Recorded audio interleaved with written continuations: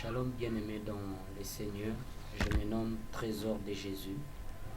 Par la grâce de Dieu, je suis évangéliste et par la présence, je vais vous parler au sujet de 3 choses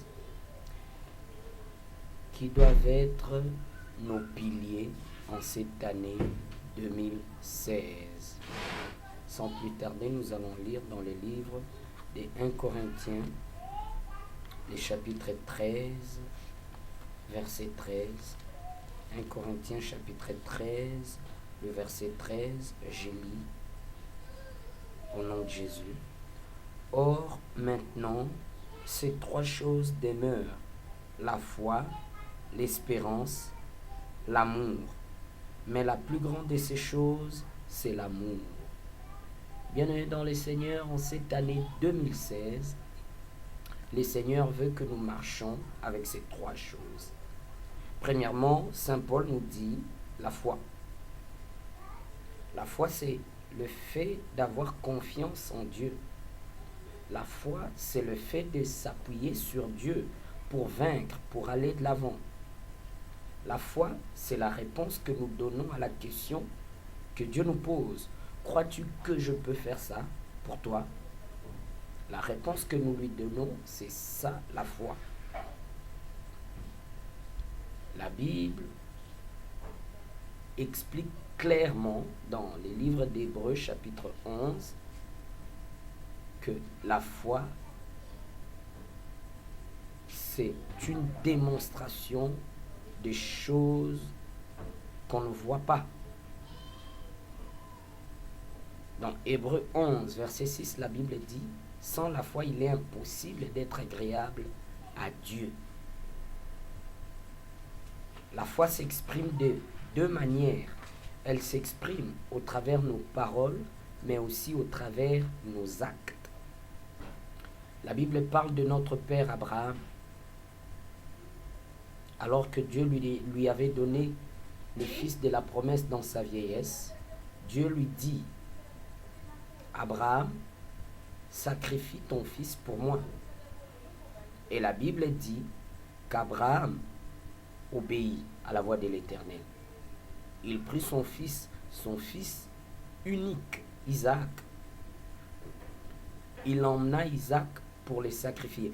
Pendant qu'ils allaient ensemble avec leur serviteur, Abraham dit au serviteur, restez ici, moi je pars avec l'enfant, et après nous pour offrir un sacrifice à l'Éternel, et ensuite nous reviendrons. Alors qu'il savait que l'Éternel lui avait dit, sacrifie-moi ton fils. Il a parlé des paroles de foi. Arrivé au lieu du sacrifice, l'enfant lui demanda, Isaac demanda à Abraham, Père, je vois le bois, je vois le feu, mais où est l'agneau? La Bible dit, Abraham répondit à Isaac, l'Éternel lui-même pourvoira. Ça, ce sont des paroles de foi. Quand il n'y a pas d'argent à la maison, ta femme te demande, papa, qu'est-ce que nous allons faire? Comment allons-nous faire? En tant que disciple de Jésus-Christ, tu dois lui dire des paroles de foi. Tu dois lui dire, chérie, écoute, l'Éternel pourvoira. Tes enfants viennent, papa, écoute, on a des problèmes à l'université, on a des problèmes à la fac. Qu'allons-nous faire? Tu dis à tes enfants, l'Éternel pourvoira. Deuxièmement, la foi s'exprime au travers de nos actes.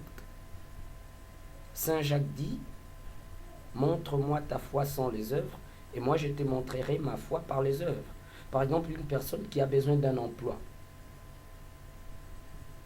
il doit commencer à se discipliner, se réveiller très tôt, chaque jour.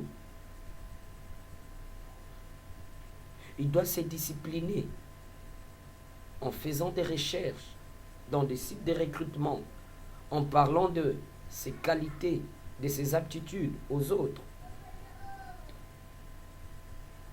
Mais quand la personne qui veut un emploi passe son temps à dormir jusqu'à 10 heures du matin, il y a un problème. Parce que la personne pose une action contraire à la foi. Bien-aimés dans le Seigneur, seule la foi plaît à Dieu. La foi, c'est le fait de s'appuyer sur Dieu pour vaincre. David dit, le psalmiste dit, quand on tourne vers l'Éternel ses regards, on rayonne de joie.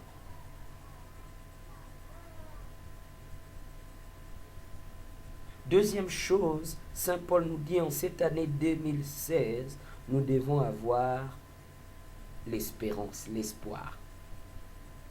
J'ai défini l'espérance comme étant une attitude mentale positive par rapport aux promesses de Dieu contenues dans la Bible.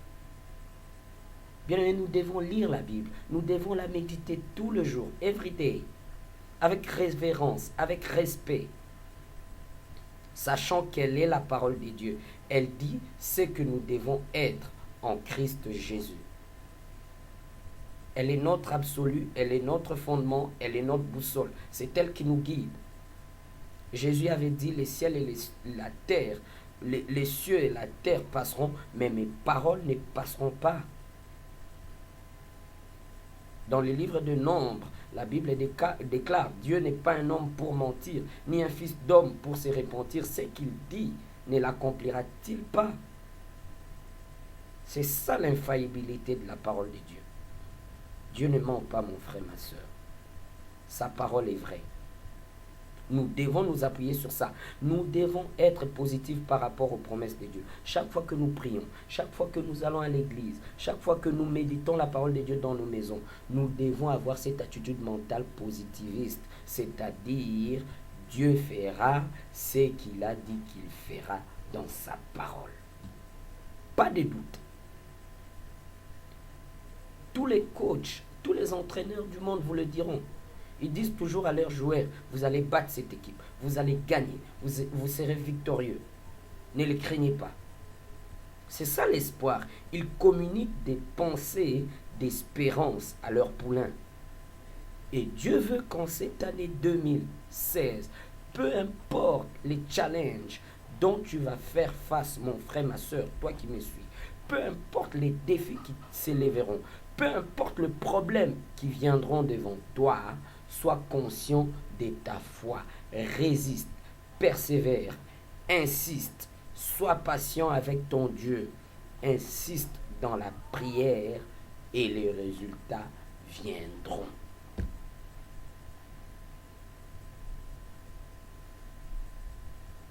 Sois positive par rapport aux promesses de Dieu. La parole de Dieu dit ce que tu es en Jésus-Christ.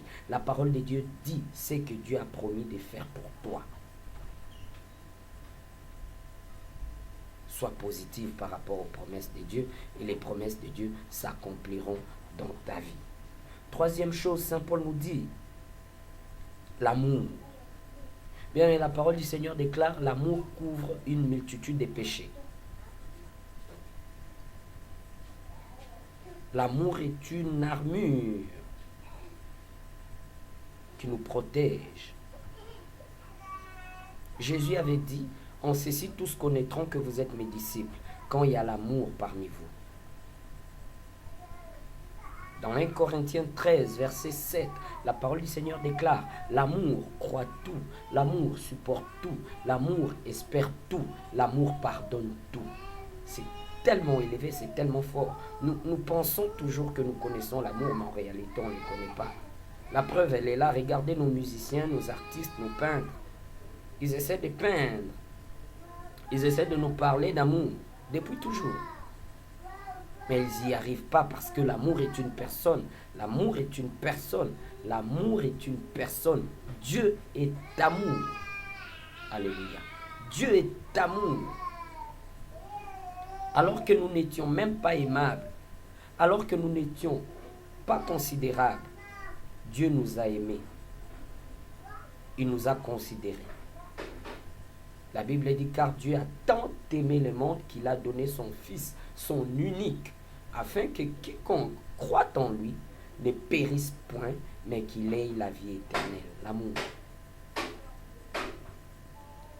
L'amour bien-aimé.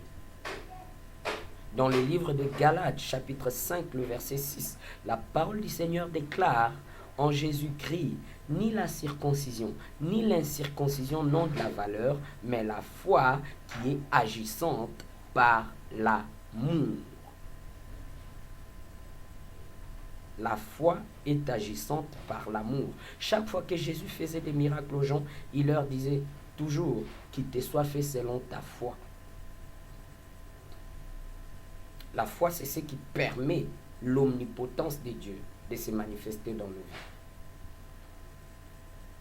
Vous et moi, nous sommes limités, mais Dieu est illimité. Pour faire pencher la main de l'Éternel dans nos vies, dans nos familles, dans nos vies professionnelles, dans nos vies financières, nous devons être des hommes et des femmes de foi. Mais pour que notre foi soit active, soit opérante, soit agissante, nous devons avoir l'amour de Dieu dans nos cœurs, l'amour du prochain dans nos cœurs. La chrétienté n'est pas une religion, c'est une relation d'amour. C'est une histoire qui se résume en ces deux choses. J'aime mon Dieu et j'aime mon prochain. Quand vous comprenez cette vérité, mon frère, ma soeur, votre pèlerinage sur terre ne sera pas vain. Priez après moi, bien-aimés dans le Seigneur, priez après moi. Tendre Père Céleste, confessez ces paroles après moi. Tendre Père Céleste, que ta miséricorde, ta grâce parle pour moi. Tendre Père Céleste, que ta miséricorde, ta grâce parle pour ma famille. Tendre Père Céleste, que ta miséricorde, ta grâce parle pour ton Église.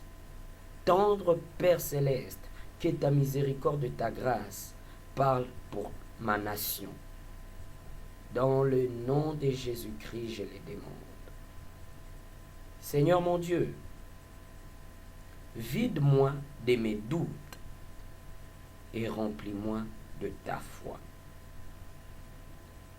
Père éternel, vide-moi de mes doutes et remplis-moi de ta foi.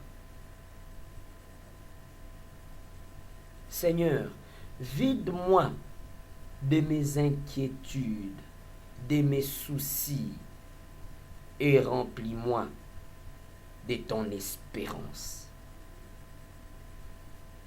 Père, vide-moi de mes inquiétudes, de mes soucis et remplis-moi de ton espérance.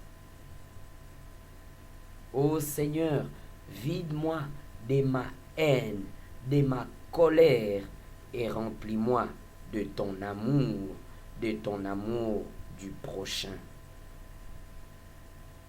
Seigneur, vide-moi de ma colère, de ma haine, de mon manque de pardon et remplis-moi de ton amour du prochain. Dans le nom de Jésus-Christ